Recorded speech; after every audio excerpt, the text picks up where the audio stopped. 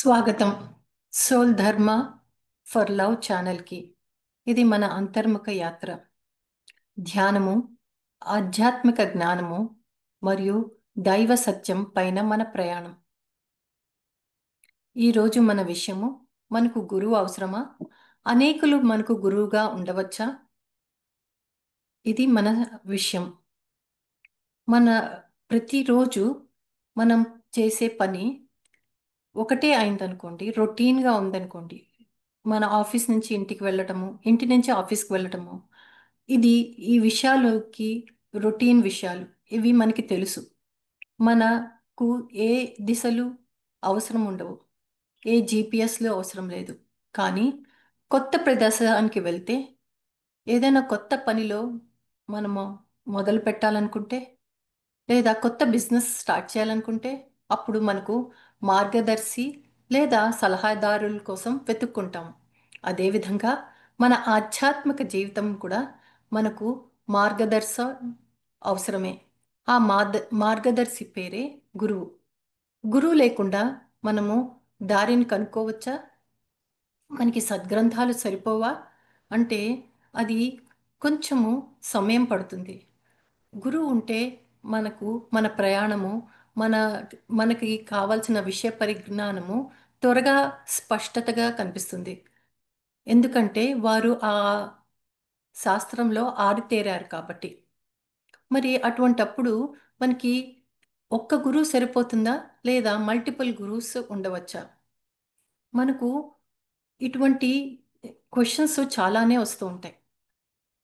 కానీ గురువులకే గురువైన దత్తాత్రేయుడు ఏం చెప్పారంటే, తాను 24 గురువుల నుండి జ్ఞానం ఆర్జించానని చెప్పారు.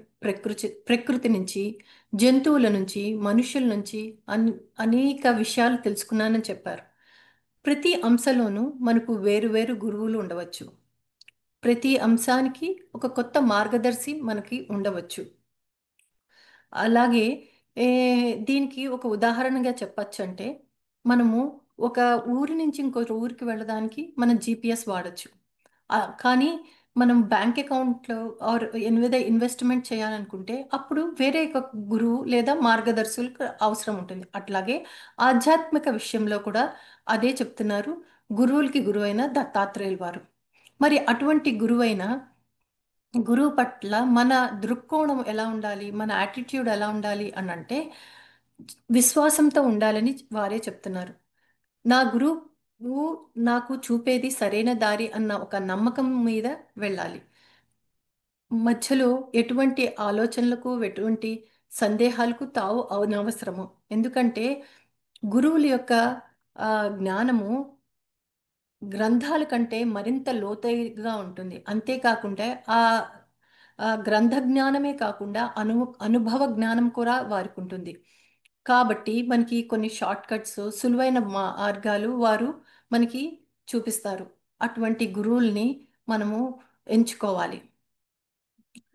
కేవలము దైవకృప ఉంటే కానీ అటువంటి సద్గురువులు దొరకటం మనకు చాలా కష్టమనే చెప్పాలి. కానీ అటువంటి సద్గురువు దొరికిన మరుక్షణము మన జీవితమే వారు మారుస్తారు. మన ఆత్మను ఆ క్షణమే వెలిగిస్తారు. ఈ పవిత్ర క్షణంలో శ్రీకృష్ణుడు, దత్తాత్రేయులు, మహావతార్ బాబాజీ గారి వారిని తలుచుకుంటాం. మరియు షిరిడి సాయిబాబా వారికి మన హృదయపూర్వకంగా నమస్కారాలు సమర్పిద్దాం. వారి కృపతో మనము ఈ చీకటి నుండి వెలుగుకు ప్రయాణిద్దాము. అందరికీ శాంతి కలగాలని, అందరికీ సుఖం చేకూరాలని కోరుకుంటూ ఇంతటితో ముగిస్తున్నాను. Thank you.